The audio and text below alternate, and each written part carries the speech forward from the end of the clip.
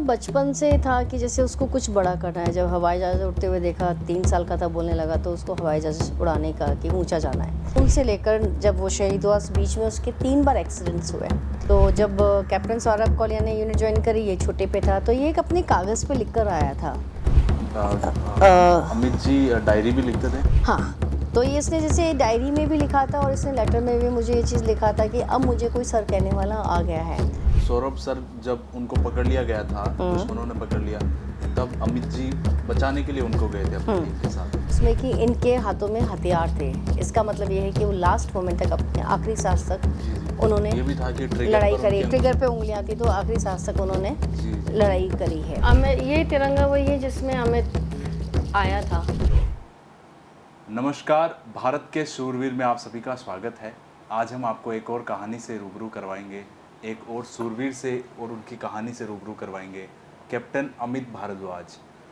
आज हम उनके घर पे, उनके निवास स्थान पर है। उनकी बहन से हम उनकी कहानी के बारे में, उनके जीवन के बारे में जानेंगे। कैसे हैं मैम आप? बढ़िया। मैम, कैप्टन अमित भारद्वाज, उनसे यूथ आज उनको फॉलो करते हैं, उनकी कहानी जो है उनसे रूबरू होकर उनसे सीखते हैं। तो मैम, उन्होंने जब पहली बार कहा कि मैं आर्मी में जाना चाहता हूँ, आर्मी पर्सन बनना चाहता हूँ, तो क्या रिएक्शन था घर में, कैसा माहौल था? अमित का बचपन से था कि जैसे उसको कुछ बड़ा करना है। जब हवाई जहाज़ उड़ते हुए देखा, 3 साल का था, बोलने लगा तो उसको हवाई जहाज़ उड़ाने का कि ऊंचा जाना है। फिर उस टाइम मिसेज़ इंदिरा गांधी का नाम था, तो इसी तरह मिसेज़ इंदिरा गांधी बनना है। फिर उसने कहा भगवान के आगे सिर झुकाते हैं तो अब मुझे भगवान बनना है। उसके बाद में उसने और क्या बनना है उसने कभी शेयर नहीं किया। कॉलेज स्कूल हो गया, उसका कॉलेज हो गया, लेकिन शुरू से उसका हेल्पिंग हैंड बहुत था। जब वो तकरीबन 20 साल का था, तब उसने अपनी डायरी में लिखा था कि मैं नावल पढ़ रहा हूँ, गॉड फादर, और मुझे पढ़ने के बाद में लग रहा है कि मुझे भी उन्हीं की तरह, मैं मिशेल तो नहीं बन सकता, लेकिन उन्हीं की तरह मुझे कुछ सोसाइटी की सेवा के लिए, या तो देश उसके लिए मुझे या तो कोई पुलिस फोर्स ज्वाइन करना होगा या आर्मी ज्वाइन करना होगा। साथ में उसने ये भी लिखा था कि जो आपके मन में है वो किसी को मत बताओ, आपका कर्म ही आपको ये चीज़ आगे बताएगा कि आप क्या कर रहे हैं। उसका आर्मी में सिलेक्शन हुआ, फर्स्ट टाइम उसका रह गया था, इंटरव्यू में पहुंचा था, इंटरव्यू रह गया। सेकंड टाइम जब उसने दिया तो उसने, तब हमें पता पड़ा जब लेटर घर पे आता था कि हाँ साहब इसने CDS का एग्ज़ाम दिया है। सेकंड टाइम इंटरव्यू जब उसका हुआ तो उसमें उसको मेडिकल का टेम्प्रेरी रिजेक्शन मिला था, क्योंकि उसको साइनस का ऑपरेशन कराने की सलाह दी गई थी और साथ में उसके पीठ पे एक मस्सा था किशमिश के आकार का, वो हटवाना था। साइनस का ऑपरेशन उसने करवाया और जो मस्सा जो उसने हटवाया वो उसने बिना एनेस्थीसिया के। डॉक्टर भी सरप्राइज था कि वे बिना एनेस्थीसिया के क्यों आप सर्जरी करवा रहे हो। तो उसका ये कहना था कि मैं फ़ौज में जा रहा हूँ तो मुझे हर तरह की विषम परिस्थितियों का सामना करने की मुझे आदत होनी चाहिए। उसको मिला जब 96-97 उसका पासिंग आउट, उसका ट्रेनिंग पीरियड था। 97 में पास आउट हुआ चेन्नई से, और उसके बाद में उसको मिला 4 जाट यूनिट, जाट रेजिमेंट का। 98 में उसका, जब 97 में जब उसको ये मिला तो उनका फर्स्ट पोस्टिंग था पिथौरागढ़। पिथौरागढ़ में उसका थोड़ा सा टाइम वहाँ पे बीता, थोड़ा वायुस ट्रेनिंग में बीता। 98 में ये लोग जून में ये लोग चले गए कारगिल। जब कारगिल ये पहुँचे थे तो वहाँ इसका ये कितना समय था जब ज्वाइनिंग के बाद, जब वो कारगिल में गए? 97 सितंबर में तो इसका ज्वाइनिंग था, अक्टूबर में, और उसके बाद में कारगिल वो चले गए थे जून में। मतलब तकरीबन आई थिंक 7-8 महीने ही ये लोग पिथौरागढ़ है। उसके बाद में कारगिल की पोस्टिंग, इनकी यूनिट की पोस्टिंग आ गई थी। जब कारगिल यूनिट की पोस्टिंग आई उस 98 जून से लेकर जब वो शहीद हुआ, बीच में उसके 3 बार एक्सीडेंट्स हुए अमित के। जी जी जी।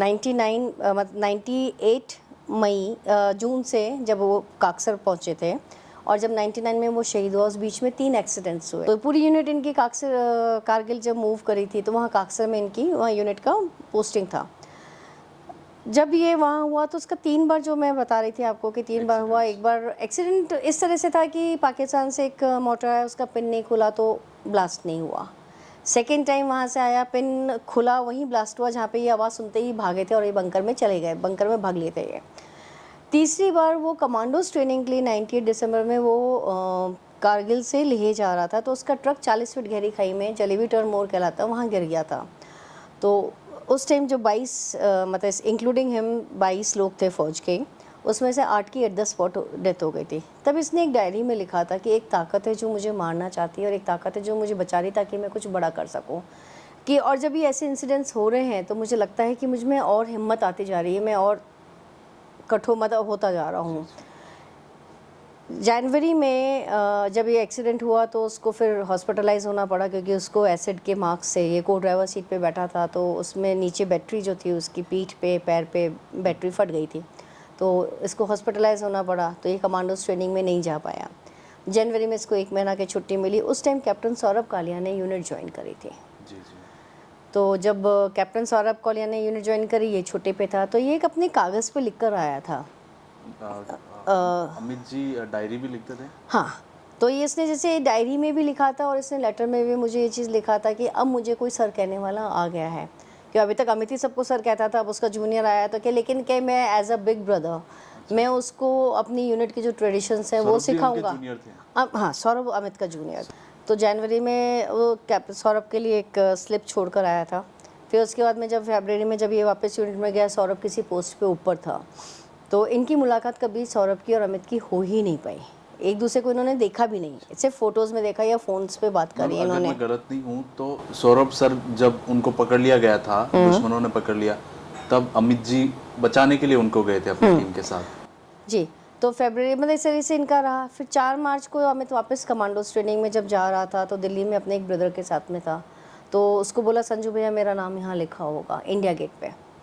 तो संजू ने उसको बोला भी, कहता है मज़ा कर रहा था कि तू पुनर्जन्म हुआ है क्या तेरा, कि तो 1947 और वर्ल्ड वॉर 2 के नेम से यहाँ पे है।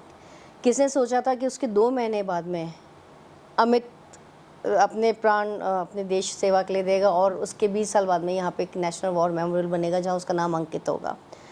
तो जब ये वापस 14 जुलाई मई को जब कैप्टन सौरभ कालिया और उसके आदमी जब ये लोग रेकी पे गए, एक थोड़ा आगे जाने के बाद में जब पहुँचे ऊपर तो उनको पाकिस्तानीज़ ने कैप्चर कर लिया था। अब जब इनका रेडियो सेट कनेक्शन टूटा अपनी यूनिट से, तो जो हमें खबर मिली है कि कैप्टन भारद्वाज साहब ने बोला, मेरा जूनियर था, मेरी ड्यूटी बनती कि मैं उसको सर्च के लिए मैं निकलूँ। अमित अपने 31 जवानों के साथ में कैप्टन सौरभ कालिया की सर्च पार्टी में निकले थे। 15 की रात वो पूरा चले, 16 की रात वो पूरा चले, 17 को सवेरे जब वो अपने बजरंग पोस्ट पे पहुंचे, काफी दुश्मनों को उन्होंने मार भी गिराया। बीच में जब बजरंग पोस्ट पे पहुंचे तो वहाँ पर सवेरे पौ फटने का जो टाइम था 5 साढ़े 5 बजे का, ऊपर से फायर आने लगा क्योंकि हमारी उस टाइम एक्चुअली पोजीशन थी कि हम नीचे थे और दुश्मन ऊपर था। तो इसने अमित ने ये कहा, बताते हैं कि तुम सबको मैं कवर फायर देता हूँ, तुम लोग पीछे के रास्ते से वापस बैक हो ताकि तुम नीचे बेस में इन्फॉर्म कर सको कि वहाँ पे दुश्मन आ चुका है। तो एक हवलदार राजवीर जो भिवाड़ी के हरियाणा के रहने वाले हैं, उसने मना किया कि साहब मैं आपको छोड़ के नहीं जाऊँगा। तो इसने बोला भी, बताते हैं कि भाई तेरे बीवी बच्चे भी हैं, 3 छोटे बच्चे हैं, मेरे तो माँ बाप है, सिस्टर है, देख लेगी, लेकिन तेरे तो बीवी बच्चों को उनको कौन देखेगा। आर्मी वाला तो उसने मना कर दिया कि नहीं साहब मैं आपको छोड़ के नहीं जाऊंगा। फिर इन लोगों ने कवर फायर दिया है और बाकी के सारे बच के नीचे आए। कवर फायर में भी ये था कि हाँ डेफिनेटली जब इन्होंने कवर फायर दिया, उधर गोली चलाई है तो वहाँ पे भी इन्होंने आतंकवादियों को मारा ही है। 17 मई को ये सब हुआ। हमारे पास में 4 जून को एक लेटर आया कि 17 मई से वो लापता है और हम पूरी कोशिश कर रहे हैं कि हम अपनी कि जैसे ही कोई खबर होगी आपको इन्फॉर्म करेंगे। ये 4 जून को लेटर आया। 5 को मेरे पास में एक कॉल आया, नाम नहीं बताया कि, लेकिन ये था कि फ़ौज से बोल रहा हूँ और अमित की यूनिट से बोल रहा हूँ और अमित नहीं रहे। तो कि भाई अमित, क्या उम्र थी उस समय? अमित 27 साल का था। अच्छा। तो उससे मैंने कहा अभी कैसे कैसे, तो कहते हैं बॉडी हमको दूर से दिख रही है लेकिन हम उठा नहीं पा रहे हैं क्योंकि वहाँ से फायर हो रहा है। फिर थ्रू और दूसरे सोर्सेज से कंफर्म करवाया तो ये बात सच थी। उसका अगले का यही कहना था जिसका फ़ोन था कि भाई आप धीरे धीरे घर वालों को तैयार करो क्योंकि एक डेड बॉडी के लिए इंतज़ार करना बहुत मुश्किल होता है। और एक ये कि आप ये सोचेंगे घायल हो गया होगा, पाकिस्तानी ने प्रिजनर बना लिया होगा और हमें ये भी नहीं पता है कि युद्ध कब ख़त्म होगा। तो फिर घर वालों को नहीं बताया मैंने, वो सब चीज़ें चलती रहीं। जो एक फौजी होता है वो इस चीज़ से गर्व फील करता है कि मैं देश के लिए लड़ रहा हूँ या शहीद हो रहा हूँ, उसके लिए एक बड़ी बात होती है। उस समय परिवार की मनस्थिति क्या होती है? वो तो उस स्थिति में क्या सोचते हैं, उनके दिमाग में क्या चलता है? अब अगर हम ये चीज़ 30 साल के थे हाँ। तो आपका छोटा भाई और वो सर्व कर रहा है देश के लिए, वो एक गर्व की बात है। एट द सेम टाइम आपकी मनोस्थिति कैसी थी उससे? जब इसका ये चीज़ पता पड़ा कि नहीं है, तो मैं मान के चलती हूँ कि भगवान आपको किसी भी काम करने के लिए सारी हिम्मत देता है। आप मेरे का अगर मुझे राज अपने तक रखना था उस टाइम, वो तो रखा। लोगों ने जो बोला काम करने के लिए, महामृत्युंजय जाप कराओ, इस दरगाह जाओ, इस शमशान जाके मिटाओ, सारे काम किए, सब चीज़ें थी। बस वही चीज़ है कि पेरेंट्स ने भी सारा किया जितना डेडिकेटेडली कर सकते थे। जब उनको पता पड़ा कि 13 जुलाई को जब युद्ध विराम हुआ, तब जी न्यूज़ के 2:30 बजे के न्यूज़ में आया था कि अमित और उसके साथी हवलदार राजबीर का शव बरामद किया गया। साथ में ये भी मेंशन था उसमें कि इनके हाथों में हथियार थे। इसका मतलब ये है कि वो लास्ट मोमेंट तक, अपने आखिरी सांस तक जी, जी। उन्होंने ये भी था कि ट्रिगर लड़ाई पर करी। उनकी ट्रिगर अंगुली पे उंगलियां थी, तो आखिरी सांस तक उन्होंने जी, जी। लड़ाई करी है। जो आर्मी पर्सन्स होते हैं, आर्मी पर्सन या मैं कहूँगा जिस भी फील्ड में जो कमाल के लोग रहे हैं, महान लोग रहे हैं, उनकी उनकी कहानी में देखा गया मैम, जब वो देश के लिए सर्व करते हैं उससे पहले भी वो उनकी कैरेक्टरिस्टिक्स ऐसी होती है कि वो पहले ही झलक जाता है उनमें कि वो कुछ कमाल का करने वाले हैं। बचपन आपने उनके साथ पूरा बिताया, तो कुछ बचपन की उनकी यादें बचपन ऐसी? में भी जैसे शुरू से उसको, जैसे स्कूल से आता था खुद भीगा हुआ होता था, रिक्शे वाले बाबा को अपनी रेनकोट दे देता था।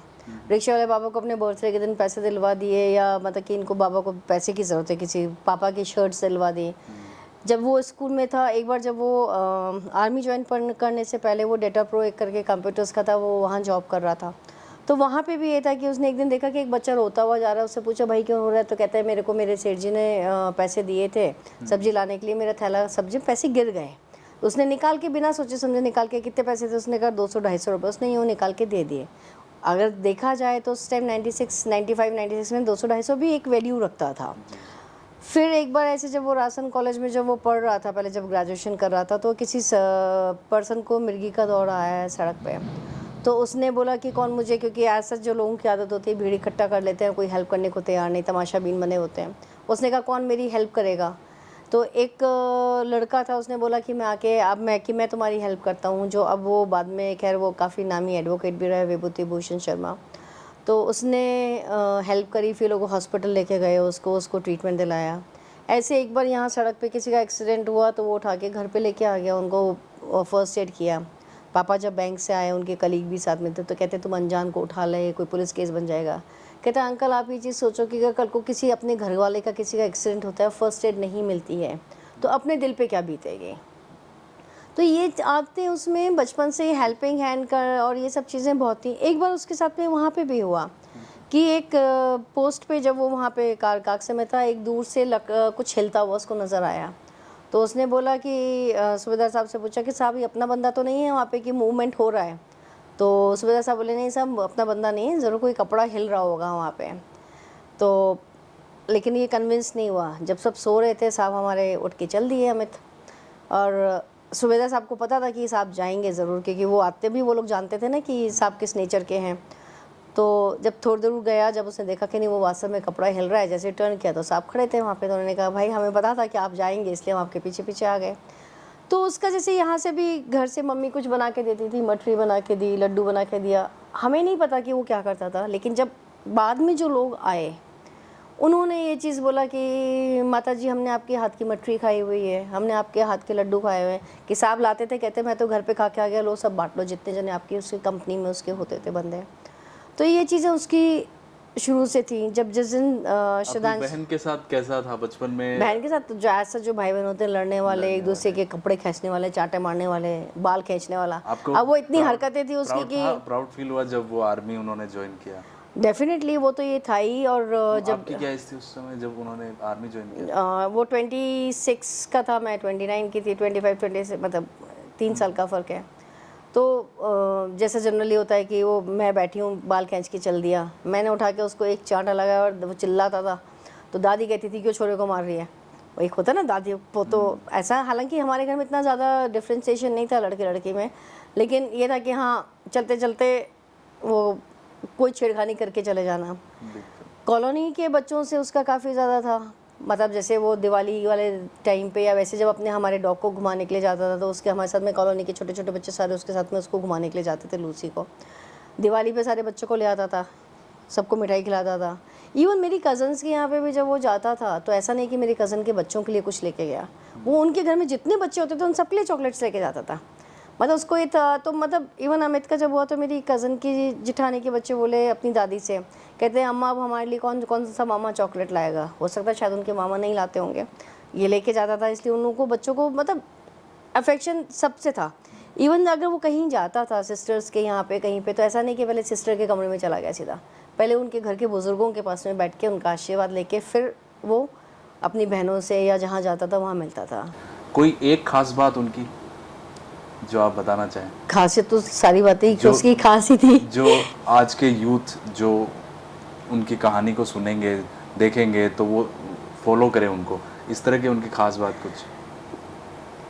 उसका ये मानना था, या जैसे उसको फादर से दादाजी से भी वही संस्कार मिले हुए थे कि भाई आप जहाँ तक हेल्प कर सकते हो किसी की आप हेल्प करो, और अपनी उसको सर्वोपरि न रखें, आप अपने समाज को अपने समाज को प्लस अपने देश को सर्वोपरि रखो। ये उसका शुरू से ही ये चीज़ें मानना थी और वो ये काम करता भी था।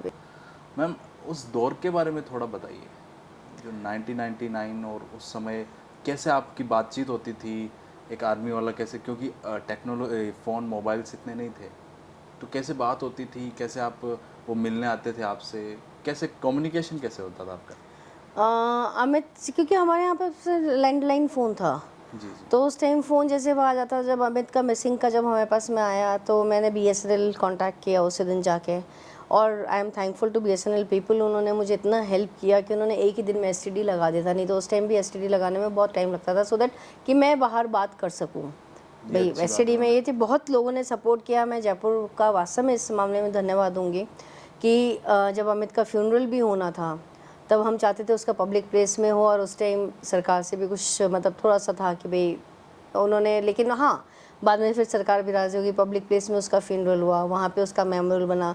आज कम से कम जब पापा रोज़ सुबह शाम वहाँ अगरबत्ती करने के लिए जाते हैं, इतने पिछले 25 सालों से हम जा रहे हैं, अगर हम यहाँ नहीं होते हैं तो हम कोई भी हमारे घर का कोई भी सदस्य जाके कर कर आता है, अदरवाइज़ पापा ही जाते हैं।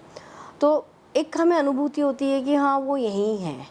और मैं जैसे जब अमित का हुआ उसके 1 महीने बाद ही राखी थी, जुलाई में इसका फ्यूनरल हुआ और अगस्त में राखी थी। तो अमित को तो क्योंकि मैं राखी भेजती थी, वो दिन और आज का दिन मैं यूनिट में 100 राखी भेजती हूँ, और मुझे यूनिट से भी, मुझे अमित की यूनिट जो जहाँ पे फोर्ज हार्ट से मुझे पूरा सपोर्ट मिलता है। और यहाँ पे जैसे हमारे जितने भी फंक्शंस होते हैं, 4 मार्च जो हमने एक ट्रस्ट बना रखा है, उसमें 4 मार्च को अमित के बर्थडे वाले दिन जो क्विज़ कॉम्पिटिशन होता है, या 17 मई को जो हम ब्लड डोनेशन कैंप करते हैं, उसमें हमें सब लोगों का और आर्मी का भी स्पेशली हमें बहुत सपोर्ट मिलता है। मतलब ये एक आर्मी का मैसेज भी है लोगों के लिए, सबके लिए, कि वो अगर ऑफिसर नहीं भी है या जवान नहीं है तो भी उसके परिवार की वो अपने ही परिवार मान के उसकी देखभाल करते हैं। मैम आपकी अमित जी से आखिरी बातचीत कब हुई? क्या बातचीत चल रही थी, मतलब युद्ध से पहले हुई होगी obviously। बेसिकली जो बातचीत होती थी वो थ्रू लेटर्स ही होती थी उस टाइम तो, अच्छा जी। क्योंकि उस टाइम या तो पेजर्स चलते थे और फिर लेटर्स के थ्रू ही बातचीत होती थी, तो लेटर में वो सारी डिटेल्स वो देता रहता था। मम्मी पापा को कम देता था, मम्मी पापा को जनरल होता था। मम्मी से उसकी लास्ट बात हुई थी 8 मई को, तो मम्मी ने उससे कहा था कि भाई लेह में मैंने सुना लेह में बहुत अच्छा सामान मिलता है तो लेकर आना।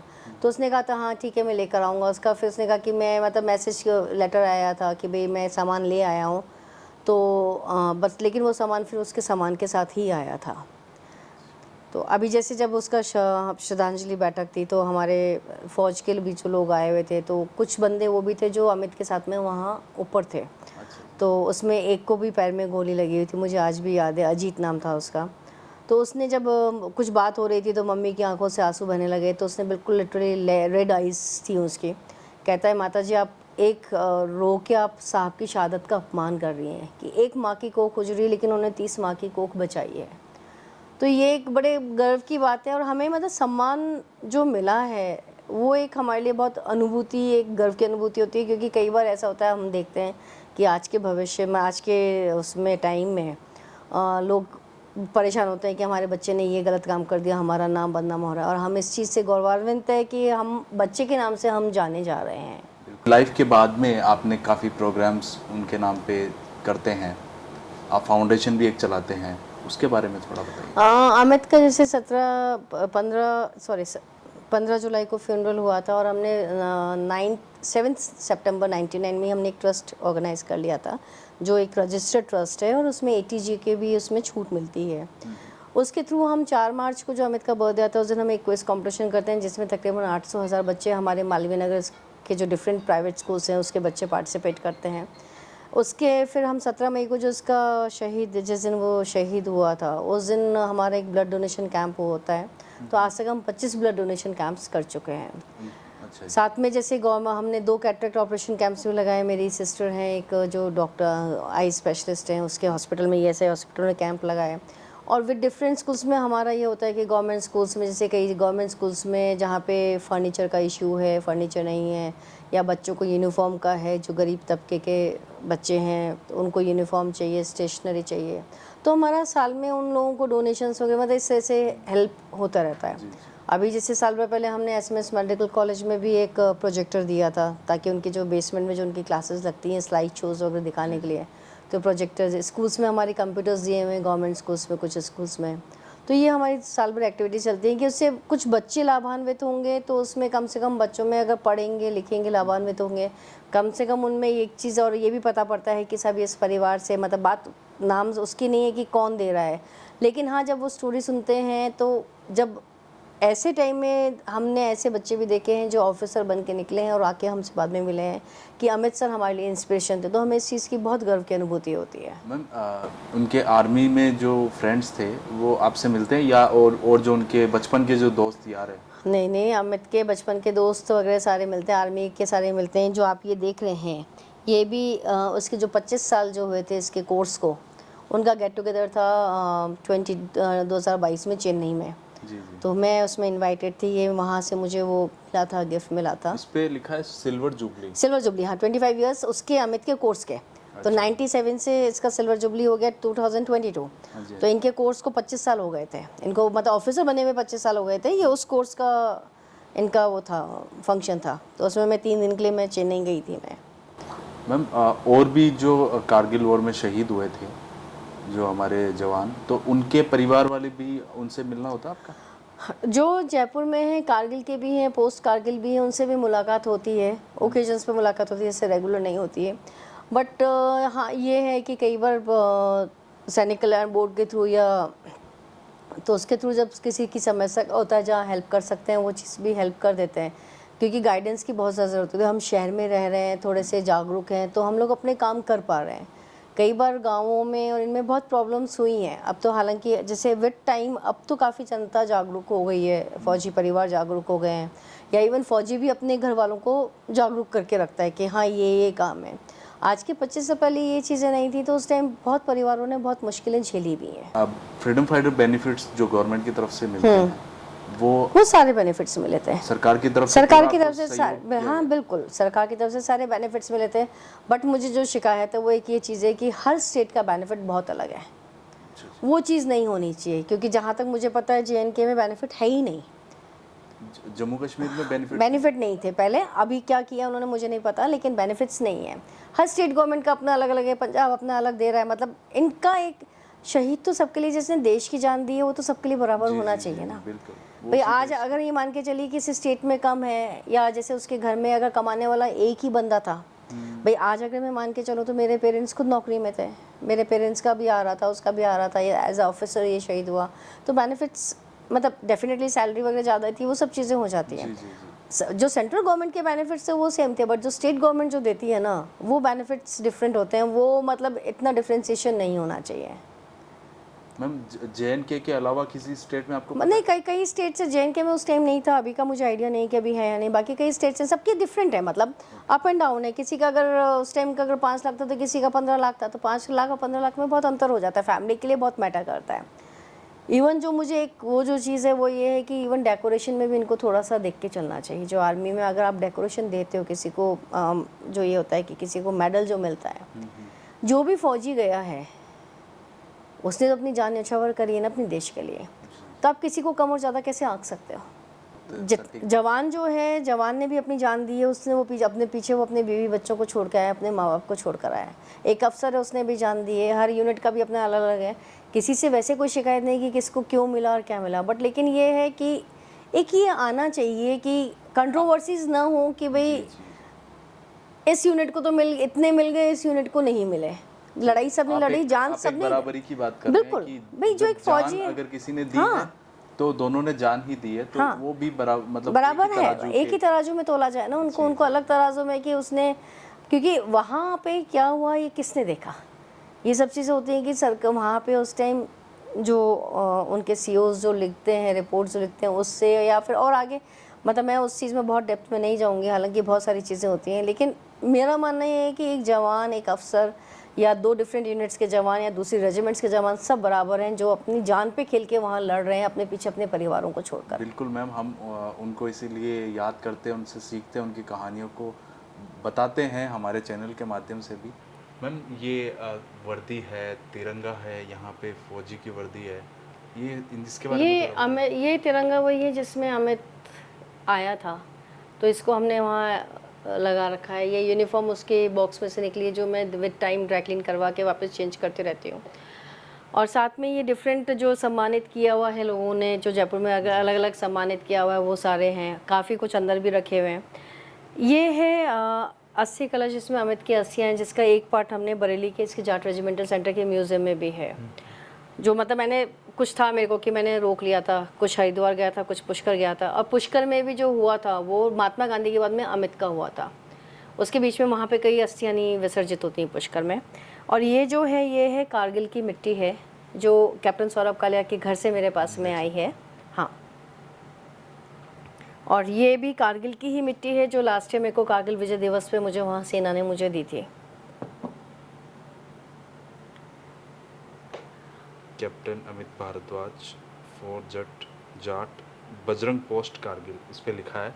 और ये कारगिल की मिट्टी है इन दोनों बॉक्सेस में, और ये अमित जी के जो अस्थि है वो है। तो मैम यहाँ तो काफ़ी सर की और भी अचीवमेंट्स वगैरह। ये है, मतलब जयपुर के लोग जो अभी भी बहुत जगह सम्मानित करने के लिए बुलाते हैं, तो ये उन सब का प्रेम है जो यहाँ है और हमें हिम्मत देता है। जी जी जी, बिल्कुल। तो मैम आपने हमें समय दिया, भारत अवतार को समय दिया, उसके लिए बहुत बहुत धन्यवाद। और हमारे जो दर्शक देख रहे हैं, हम उनको ऐसी और भी कहानियाँ, और भी जो हमारे शूरवीर रहे हैं उनकी कहानियाँ हम आपको और भी दिखाएंगे। धन्यवाद।